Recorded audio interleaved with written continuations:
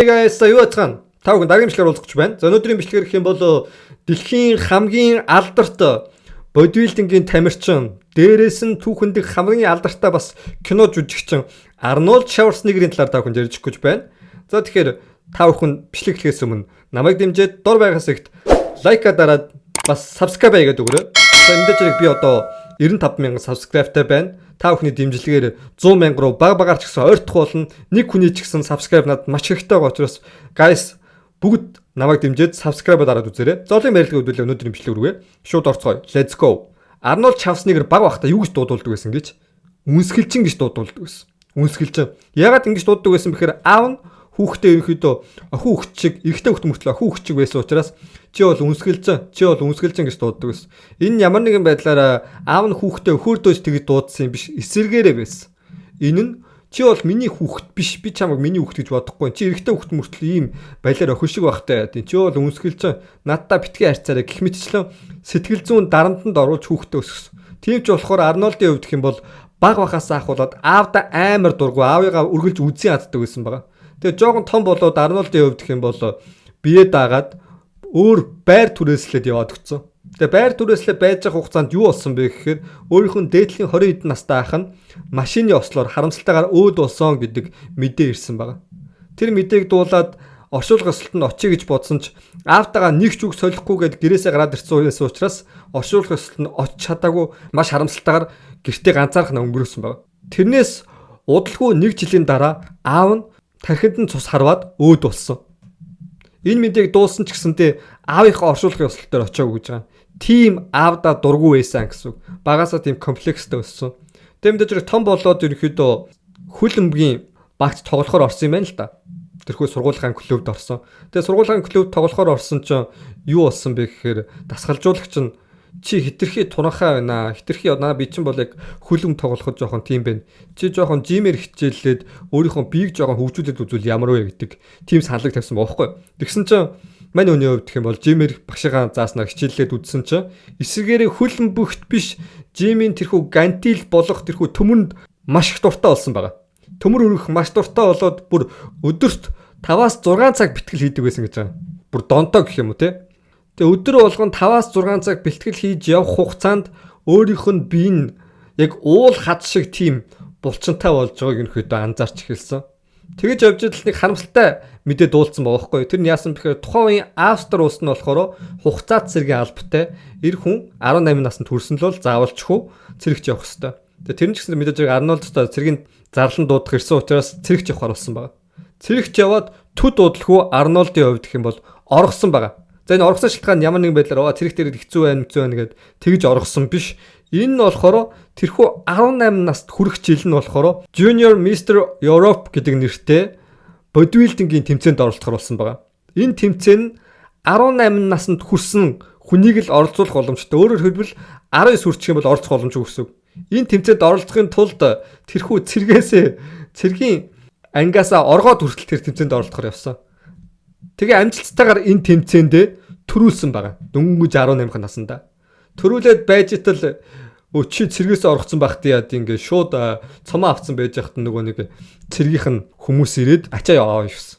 Тэгээ мань хүний хувьд гэх юм бол цэргийн хорих байранд хэд хоног хоригдсан байгаа. Тэгээ хоригдсныхын дараа болохоор яг цэргийнх нь хүлээн зөвшөөрсөн. Ямар нэгэн байдлаар Junior Mr Europe гэдэг нэртэй бас нэлээд том тэмцээнд төрүүлсэн учраас за чамайг одоо ингээд өөрийнхөө жимээр гантил өргөхөж ингээд хүлээн зөвшөөрё.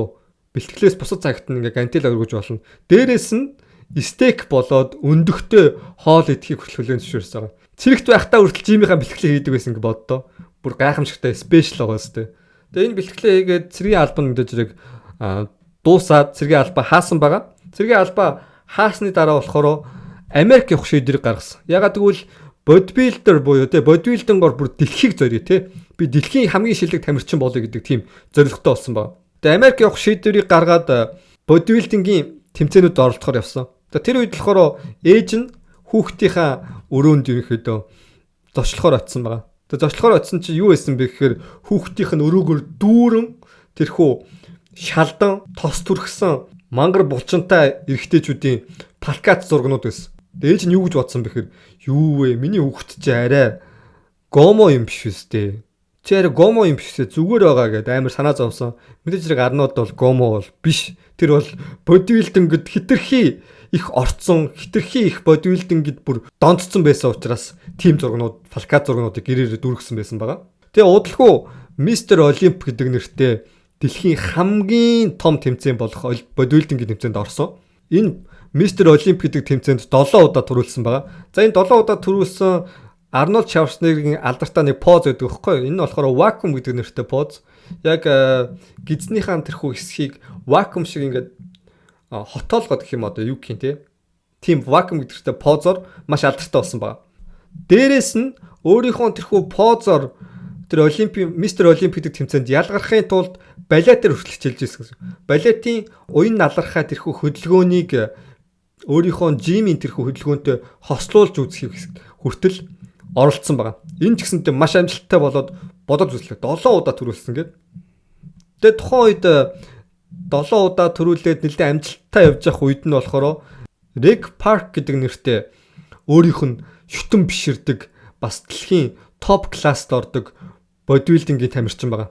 Энэ тамирчин болохоор зүгээр ч нэг бодибилдингийн тамирчин биш. Кинонд хүртэл тоглоод амьдсан. Тоглосон кино болохоор Геркулес гэдэг нэртэй алдартай кинонд тоглосон байгаа.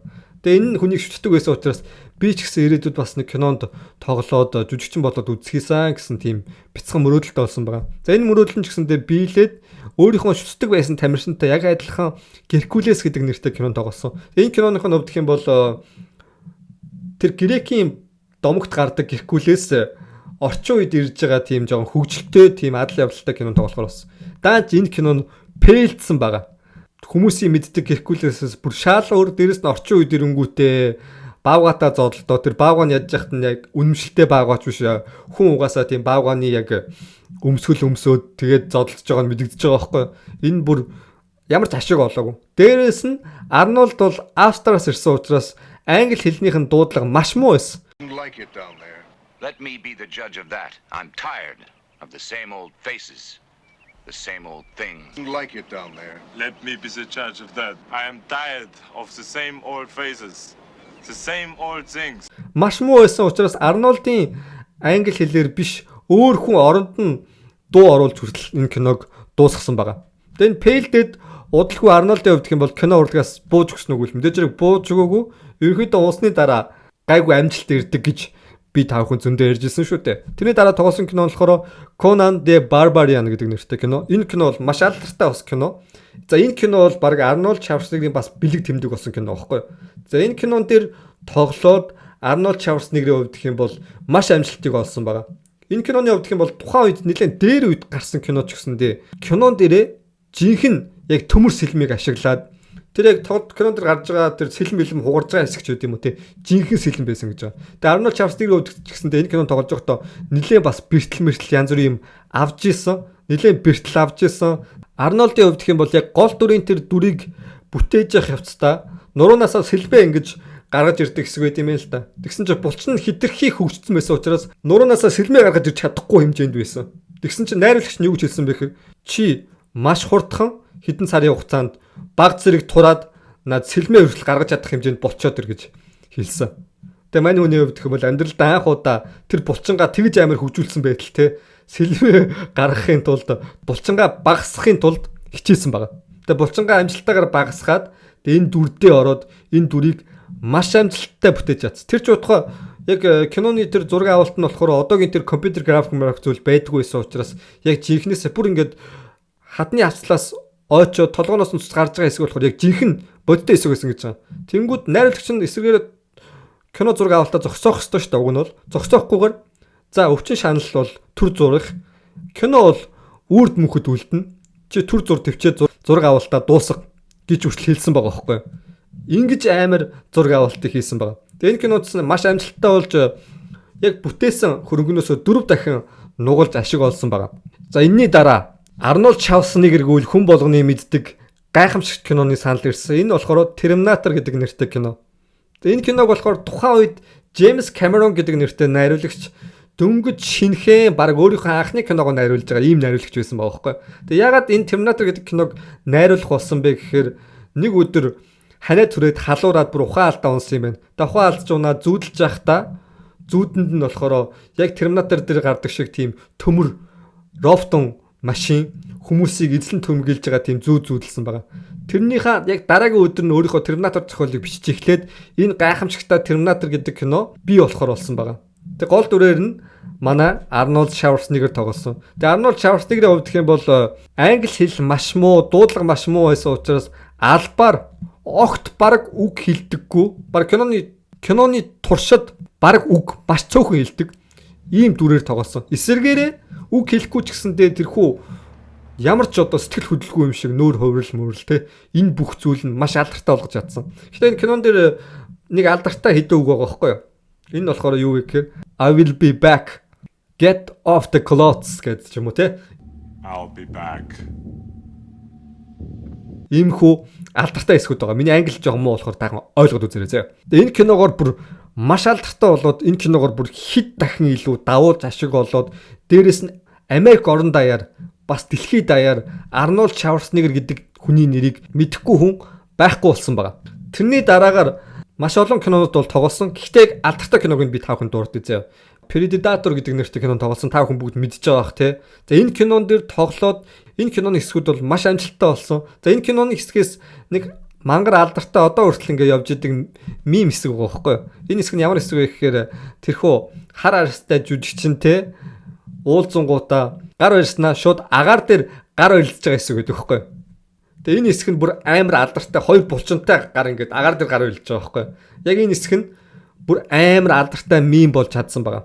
Тэгээ дээрэс нь энэ Predator гэдэг нэртэй киноны зураг авалтыг хийж явах явцдаа болохоор жинхэнэ яг джунглд зураг авалт хийсэн. Джунглийн хувьд гэх юм бол өдөр нь амар халуун ч гэсэндээ шүн амар хүүтэн. Дээрэс нь Арнольд Шварценеггерийн хувьд гэх юм бол шавраар өөрийгөө будаад зураг авалт хийхгүй болохгүй байсан учраас тэнд бүр хатгаа авах хэмжээний тийм амар хүүтэнд ханаа түрээд бүр халуураад янз бүр болж исэн тийм тохиолдол хүртэл байд юм байлээ. Дээрэс нь бас нэг сонирхолтой зүйл гэх юм бол яг энэ Predator-ийн дүрд энэ харийн араатны дүр тоглож байгаа жүжигчин нь болохоор анх ямар жүжигчин тоглож байсан бэхээр Jean-Claude Van Damme тоглож байсан. Van Damme амар өөрийгөө бүр ингээ сонирхол за энэ дүр тоглолоо гэсэн чинь харин тэр араатны маск өмсөөд өөрийг хинч танихгүй тийм дүр тоглох юм. За болио би болиё гэд дундаас нь гарсан гэж байгаа байхгүй юу? Тэгээ Predator дүрийг авахтаа болохоор яг жинхэнэ маск өмсөөд яг тухайн үед тийм компьютер график янз бүрийн хөгжөөгүй байсан учраас яг тийм зураг авалт хийх гэж маш их хугацаа зарцуулсан. Гэхдээ хугацаа зарцуулсан ч гэсэндээ маш амжилттай болоод энэ кино бол амжилт олсон байна. Тэрний дараа болохоор Arnold Schwarzenegger зөвхөн те амар була биетэй те амар булчинтай тийм нэг сүртэй дүрүүд биш. Эсвэргээр би өөр олон кинонд тоглож чадна гэдгийг нотлохын тулд TVS гэдэг нэртэй маш хөгжилтэй кинонд хүртэл тоглосон байгаа. Энэ киногоор бол нэлээд амжилт олсон. Бас тэрний дараа нэг тоглосон кино болохоор Kindergarten Cop гэдэг нэртэй бас комеди кинонд тоглосон байгаа. Энэ кинонд нь болохоор маш олон хүүхдүүдтэй харьцдаг тим дүрийг бүтээсэн. Дээрээс нь энэ кино гэсэнтэй тухайн үедээ бас нэлээд гайгүй амжилт олсон. Энэгээр Arnold Schwarzenegger бол би бол зөвхөн тим булчинтай тэгээ тийм эсрэг дүр бүтээдэг ч юм уу тийм боёк яг тийм акшн киноны дүрээрээ ч алдартай биш шүү. Би бол комеди ямар дүрд орох чадвартай гэдгээ батлан харуулсан байна. За тэрний дараа 7 жилийн дараа Terminator киногоос 7 жилийн дараа Terminator 2 нээлттэй ихэр болсон. За энэ хүмүүстөө Terminator 1 хитрхээ алдартай байсан учраас Terminator 2 ойлгохтой байж чадах болов. За энэ дэр пэйлдвэл Terminator тэр чиглэлээ дуусна гэд хүмүүс айгу шуун болоод яриа гарч ирсэн. Тэгээ Terminator 2 бол бүр Terminator 1-ийн амжилт хэд дахин илүүгээр эвдсэн байгаа байхгүй юу? Тэгээ Terminator 2-ийн бас нэг гол дүрийн яг Arnold Schwarzenegger-ийн дүрээс гадна юу илүү чухал байсан бэ гэхээр тухайн үеийн эсрэг дүр болох Robert Patrick гэдэг нэртэй эсрэг дүр Arnold Schwarzenegger-ээс дутхааргүй баг илүү хэмжээний эсрэг дүрийг бүтээж жүжиглэж чадсан. Тэгээ Arnold Schwarzenegger-ийн хувьд гэх юм бол тухайн үед олонний танил болж чадаагүй те туршлага муутай жүжигчин байсан бол Terminator 2 дээр олонний танил болсон байсан. Тэгээ дээрэс нь Terminator 2 дээр тоглох тэрхүү өөрийнх нь цалин мөнгө нь амар их. Дээрээс нь Terminator 2 тоглоулахын тулд хувийн онгоц хүртэл Arnold Schwarzenegger бэлгэлсэн гэж бодолтой байсан. Тэгээ өмнөх Terminator 1 дээр баг огт үг хэлдэггүй байсан бол Terminator 2 дээр харьцангуй хэлэх үг нь баг өмнөх киноноос 10 дахин ихсэн байгаа. Эсвэргээр тэрхүү өмнөх кинон дээр баг үг хэлэхгүй амар байсан бол тэр бүх үгнүүдийг те хэлэх ёстой бүх одоо зүйлсийг текстийг чэйжлэх хэрэгтэй болсон. Тэгээ чэйжлэхэд маш хэцүү байсан учраас албаар тэр машин дотор ярьдаг хэсэг нь болохоор текстийг яг машиных нь урд нь тавьсан. Тэгээ ямар ч одоо сэтгэл хөдлөлгүйгээр яг робот шиг уншиж байгаа хэсэг нь болохоор яг л робот шиг юм аа гэд гайгүй алдартай болж чадсан байгаа. Яг л робот шиг юм аа гэд адилхан болж чадсан байгаа. Энэ киноны хувьд гэх юм бол тухайн үедээ бүр дэлхийд номер 2-т бичигдэхээр тийм алдартай, дээрээс нь номер 2-т бичигдэхээр тийм ашиг орлогыг олсон байгаа.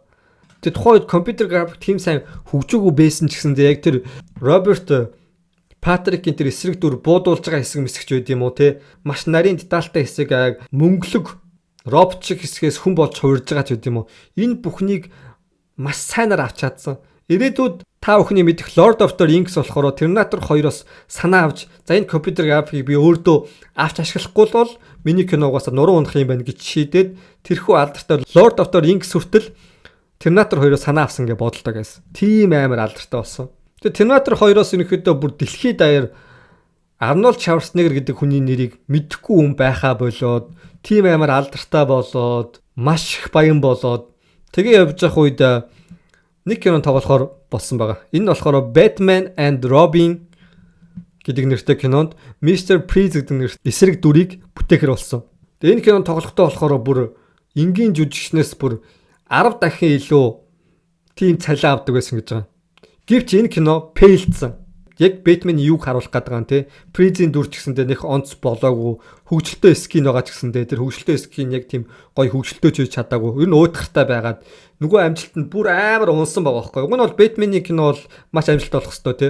Гэхдээ энэ кино бол бүр фейлдсэн. За тэгээ хэдүүлээ өнөөдөр Arnold Schwarzenegger-ийн талаар ярьж байгаа учраас одоо хэдүүлээ киноны зүйлийг төр орхиод юуны талаар ярих вэ гэхээр Arnold Schwarzenegger-ийн гэр бүлийн талаар яриа. Arnold Schwarzenegger-ийн хувьд гэх юм бол их нэртэй 4 хүүхэдтэй. Гэвч мань хүний хувьд гэх юм бол нэг зүйлээр амар алдартай. 20 жилийн турш их нэрээсээ араар тавилтаа нуусан байгаа. За энэ хинтээ араар тавьсан бэ гэхээр өөрийнхөө гэрийн үйлчлэгчтэй нууц амаргийн харилцаатай байсан. Нэг өдөр эхнэр нь хүүхдүүдэд дагуулад аяллаар явхаар болсон юм байна л да. Arnold гэртээ ганцаархнаа үлдэхэр болсон. Мэдээж зэрэг гэрийн үйлчлэгчтэйгээ зүг. Тэр үед давж болохгүй тэрхүү зураасыг даваад гэрийн үйлчлэгчтэйгээ секси харилцаатай болсон байгаа. Тэгээ энийг эхнэрээсээ бүр 20 жил нууцлсан гэж байна. Тэгээ гэрийн үйлчлэгч нь хүүхэдтэй болсон. Тэгээ энэ хүүхэд нь болохоор мэдээж зэрэг Арнолдын хүүхэд байгаа. Эрэгтэй хүүхэд. Эрэгтэй хүүхэд нь том болохын хэрээр Arnold Schwarzenegger баг багаар адилхан царайтай болж эхэлсэн. За энийг угаасаа эхнэрээсээ ингээд нууц чадахгүй юм байна. Одоо ингээд болигээд эхнэртэй за би ингээд гэрийн үйлчлэгчтэйгээ явуулдаг байсан гэдгээ шууд үннээр нь хэлсэн. Мэдээж эхнэр нь шоконд орно өстэй. Бүр шоконд ороод бөө юм болсон. Тэгээ ямар ч тач 4 хүүхэдтэй байсан учраас за яаж салах уу хоёлоо ингээд гэр бүлийн харилцаагаа үргэлжлүүлээд явъя гэж шийдвэрийг гаргаад тухайн үед сэтгэл зүйчдэр ингээд хоёлоо очдөг байсан гэж байгаа. Өөртөөгөө тэр ан цав гарсан харилцааг яаж дээрдүүлэх үү гэд. Тэгээ мэдээж яг нэг ингээд ан цав гарсан хагарсан одоо шилийг буцааж наасан ч наалддгүй гэдэгтэй адилхан энэ хоёрын харилцаа удаан үргэлжлээгүй. Тэгээ салахаар болсон. Тэгээ Арнолдын хүүхдүүдийн талаар ярих юм бол эрэгтэй хүүхэд нь өөртөө адилхан жүжигчин. Тэгээ охин нь болохоор та бүхний мэдих Avengers дээр тоглодог Star-Lord-тэй гэрэлсэн байгаа. Тэгээд өөрийнх нь тэрхүү нууц амаргийнх нь хүүхэд нь болохоор өөртөө нь маш төстэй царайтай. 4 хүүхэдний эсрэгээрээ аавыгаа нэг дураагаагүй. Яг ээжтэйгээ адилхан. Эсрэгээр харин нууц амаргийнх нь хүүхэд нь болохоор аавтайгаа маш төстэй байсан. Тэгээ Арнолдын хувьд гэх юм бол энэ жил одоо 78 хүрж байна. Тэгэд эрүүл мэндийн хувьд мэдээж зэрэг бодибилдингээр хичээлдэг маш алдартай тамирчин байсан учраас маш эрүүлж хэрэг гэдгээр алдартай. Гэвч мэдээж зэрэг нас явахын ирээр хагалгаанд хүртэл ороод амьдсан. Гэсэн ч саяхан бас Netflix-ийн нэг кинонд хүртэл тоглож амьдсан. 78-тай мөртлөө бас ерөнхийдөө цэл залуухан харагддаг. Сүүлд бас Expendables-ийн кинонд хүртэл тоглож амьдсан. Ийм гайхалтай, алдартай жүжигчний талаар та бүхэнд маш товчхон ярьж өглөө. Миний мэдээж зэрэг яриаггүй үлдсэн хэсгүүд зөндөө байгаа бах. Та бүхэн тэгээд яриаггүй үлдсэн хэсэг байвал комент секцэд бас комент үлдээж болно шүү заяа guys. Тэг хамгийн гол нь бас намайг дэмжиж дор байгаа хэсэгт лайк болоод subscribe дараад өгөөрэй. Зоолын ярилцлага хэлүүлээ. Өнөөдрийн бичлэгээ энэ хүргээд өндөрлөцгөөе. Bye guys.